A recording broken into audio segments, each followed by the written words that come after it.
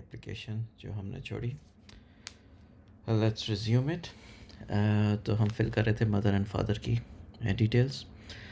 तो हमने फादर की पहले इंटर की, अब हमने मदर की इंटर की। Date of birth, name, nationality, save and continue.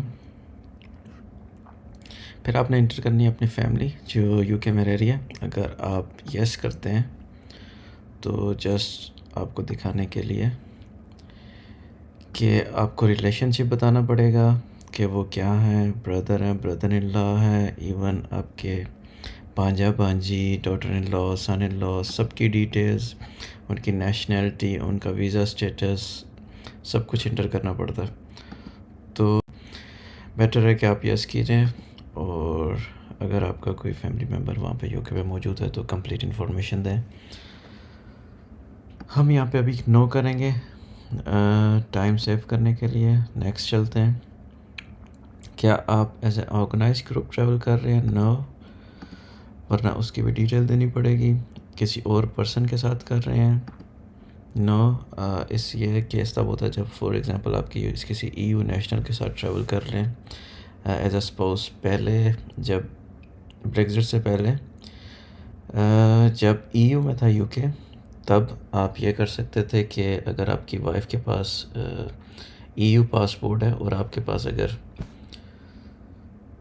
Pakistani या किसी और नेशनलिटी का है, तो आप उनके साथ अगर ट्रैवल करेंगे तो आपको वीज़े की ज़रूरत नहीं थी। तो ये उस केस के लिए था। लेकिन अब आप इंडिविजुअल वीज़ा अप्लाई कर रहे हैं तो नो करेंगे, सेव एंड कंटिन्यू। उसके बाद अगर आपको पता है कि आपका एड्रेस क्या है, अगर आपने होटल की बुकिंग की है वो दे दें। और अगर आपने किसी दोस्त के पास रह रहे हैं या कुछ, तो उसका नाम और कंप्लीट एड्रेस आप एंटर कर सकते हैं। For example Luton street, Luton. फिर आपने डिटेल्स देनी है कि आप यूके अराइव कब कर रहे हैं।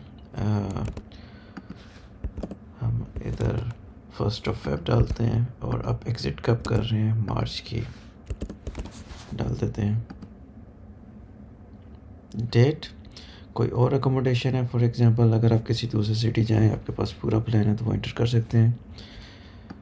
वीडियो को शॉर्ट करने के लिए हम नो करते हैं।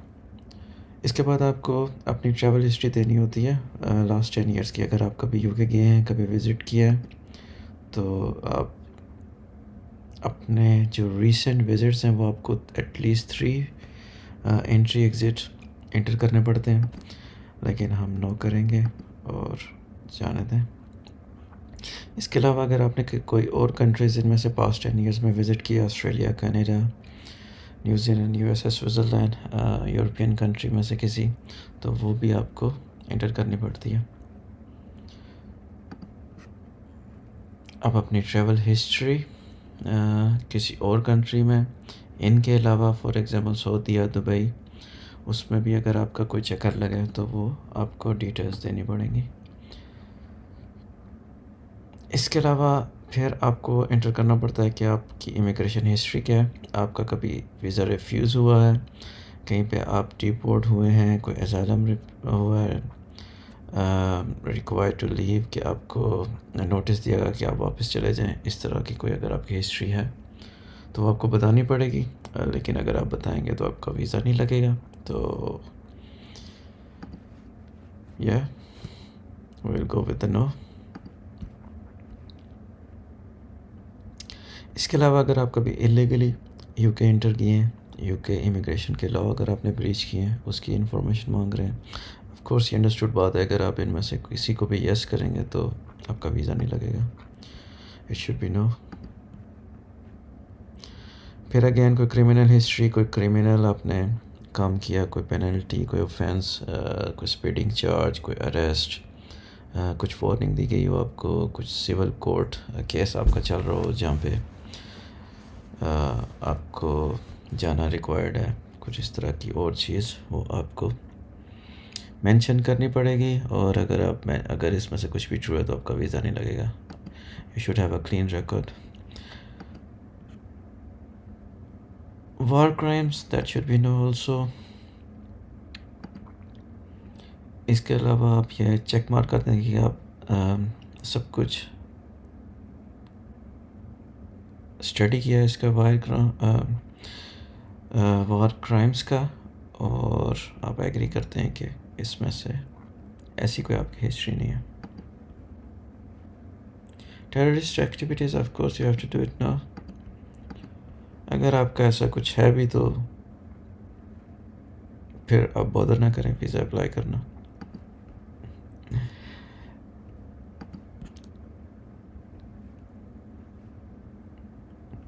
Extremist organizations and views, of course, it should be no also.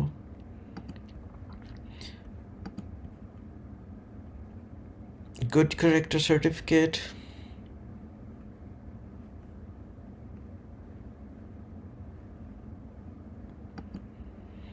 Again, the answer should be no.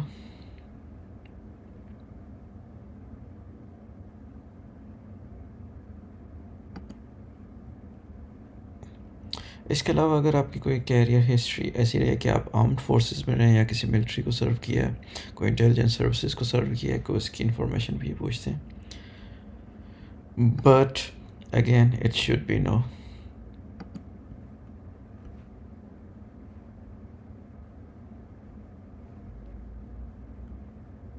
इसके अलावा अगर आपने कोई फर्दर इंफॉर्मेशन देनी है तो उसके लिए बॉक्स है, उसमें आप मैक्सिमम 1000 कैरेक्टर्स एंटर कर सकते हैं। Not needed now. इसके अलावा एंड पे आपकी एप्लीकेशंस की का ओवरव्यू आपको मिलेगा, उसमें आप वेरीफाई कर सकते हैं कि आपने क्या क्या इन्फॉर्मेशन दी है, और आप इसमें कोई इन्फॉर्मेशन अगर आप समझते हैं कि आपने चेंज करनी है तो वो चेंज कर लें। कंटिन्यू। फिर ये चेकलिस्ट है कि आपने एविडेंस प्रोवाइड करना है, सपोर्टिंग डॉक्यूमेंट्स प्रोवाइड करने हैं। उसमें आपके पास bank account number, pay slips, और क्या फंड्स आपके अकाउंट में होने चाहिए 5000 पाउंड्स में भी, और 50 यूरोस पर डे के हिसाब से जितना आपने स्टे करना है। उसके अलावा आपकी जॉब का लेटर, और यूके में आपने कहाँ स्टे करना है। अगर आप किसी रिश्तेदार फैमिली मेम्बर के पास स्टे कर रहे हैं तो उसका स्पॉन्सर लेटर होना चाहिए, वरना आप होटल की बुकिंग अगर शो करें वो भी एज अ स्पॉन्सर काउंट होता है। वो आप booking.com से क्रेडिट कार्ड पे करवा सकते हैं। और इसके अलावा जो भी सपोर्टिंग डॉक्यूमेंट्स आप समझते हैं कि आपकी केस में हेल्प करेंगे वो आप साथ सबमिट कर सकते हैं।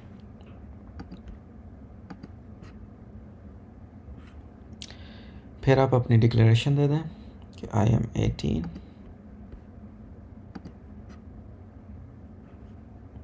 Again consent.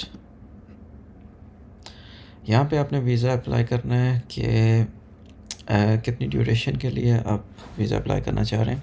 6 मंथ्स की कैटेगरी होती है, 2 इयर्स की, 5 इयर्स की, 10 इयर्स की। इनके फ़ीस स्ट्रक्चर भी डिफरेंट है।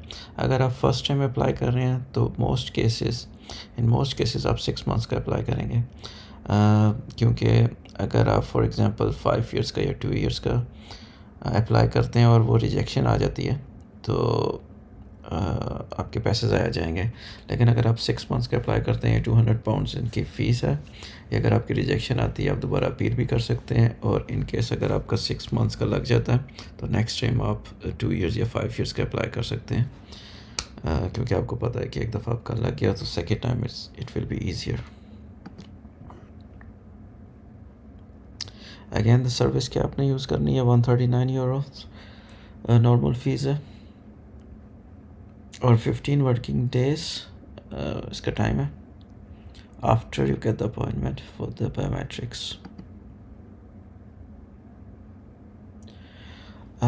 एप्लीकेशन हम यहाँ पे स्टॉप करेंगे क्योंकि यहाँ पे हमें पेमेंट करनी पड़ेगी, तब हम कंटिन्यू करेंगे। तो वैसे मैं आपको वर्बली बता देता हूँ कि आप यहाँ पे पेमेंट करेंगे। जब ये पेमेंट हो जाएगी तो आपको ईमेल आएगी TLS कॉन्टैक्ट की, वो एक डिफरेंट सर्विस है, वो आपसे बायोमेट्रिक्स कलेक्ट करेंगे, उसकी अपॉइंटमेंट मिलेगी आपको, उसके अलग चार्जेस हैं 60 to 70 euros, which I remember were last time, अभी शायद ज़्यादा हो गया हो।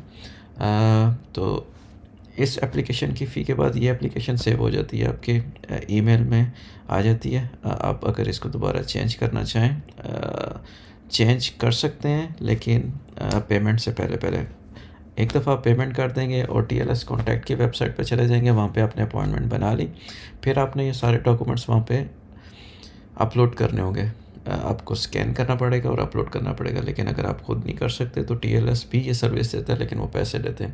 तो बेहतर है आप अपने सारे डॉक्यूमेंट्स जिसमें ID card, bank statement, passport की photocopy, travel history, the stamps on the passport, और आपके बुकिंग इन्फॉर्मेशन, आपका कोई स्पॉन्सर है तो वो लेटर, ये सारे डॉक्यूमेंट्स आप अपलोड कर देंगे और अपॉइंटमेंट ले लेंगे। अपॉइंटमेंट फॉर एग्जांपल अगर आपको 1 वीक या 2 वीक बाद की मिलती है तो आप जाएंगे नीदरलैंड में, वो सेंटर स्लॉटरडाइक में, वहाँ पे जब आप जाएंगे टाइम पे वो आपको रिसेप्शन पे रिसीव करेंगे, आपके डॉक्यूमेंट्स देखेंगे, आपके अपॉइंटमेंट देखेंगे, फिर आपको नेक्स्ट काउंटर पे भेज देंगे जहाँ पे आपको बायोमेट्रिक्स लिए जाएंगे, आपकी डॉक्यूमेंट्स देखे जाएंगे, आपका पासपोर्ट रख लिया जाएगा, आपकी पिक्चर ली जाएगी और आपको रसीद दे दी जाएगी। ये सब वो एप्लीकेशन एम्बेसी भेज देंगे यूके की, और आपको एक रसीद दे देंगे जिस पे आप वापस अपना वीज़ा या पासपोर्ट कलेक्ट कर सकते हैं। वो आपसे पूछेंगे कि आपको पासपोर्ट घर पे चाहिए, आप दोबारा कलेक्ट करेंगे। अगर आपने पासपोर्ट घर पे कलेक्ट करना है DHL सर्विस से या किसी पोस्ट NL सर्विस से तो उसके अलग चार्जेस हैं, लेकिन अगर आप दोबारा ईज़ी आपको उस सेंटर जाना और पासपोर्ट ख़ुद कलेक्ट करना तो उसके कोई चार्जेस नहीं है। In most cases with in 2 weeks इसका रिप्लाई आ जाता है नीदरलैंड्स में। पाकिस्तान में और बाकी कंट्रीज़ में ज़्यादा टाइम भी लग जाता है, मैक्सिमम 3 मंथ्स के अंदर इसका रिप्लाई आ जाता है। सो दोस्तों ये था प्रोसेस, हमने एक टेस्ट एप्लीकेशन बनाई थी। मे बी समडे अगर हमने रियल एप्लीकेशन अप्लाई की तो वी मेक श्योर कि हम TLS कॉन्टैक्ट की वीडियो भी बनाएं और आप लोगों से शेयर करें। तो वो में याद रखिएगा। टिल नेक्स्ट टाइम, अल्लाह हाफिज़।